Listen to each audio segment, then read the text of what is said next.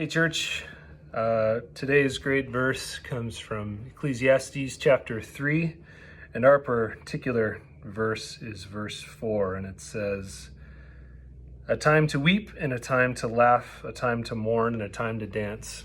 And this portion of Ecclesiastes, the beginning of chapter 3, kind of is this opening sort of poetic observation of the way the world works.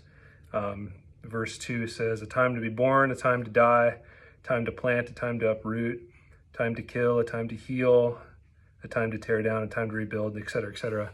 And Solomon is just, to me, when I read this, I think he's making these observations that this is just how the world works. Verse 1, "There's a time for everything and a season for every activity under the heavens."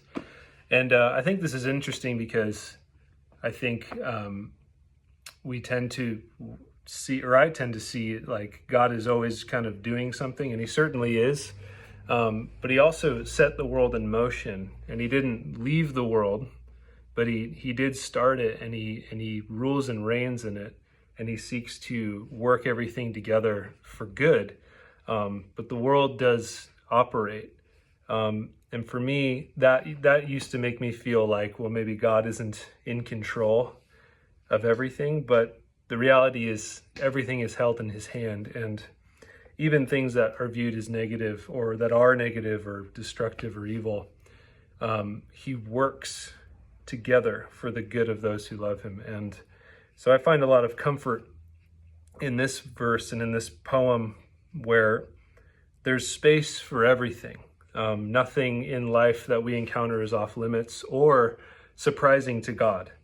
And so I'm really grateful for Solomon's observation and sort of just laying out, this seems to be how the world works, and there's space for it. So if you're in a time of rejoicing, praise God. And if you're in a time of sorrow, he has allotted that space for you to not have to get to the rejoicing or get to the positive. There's room for the whole experience of our lives on earth, and he's in it and among us in all of it. And so he's close to us. So whatever your season is, we can embrace it, and we can learn to seek God in it regardless of what's going on.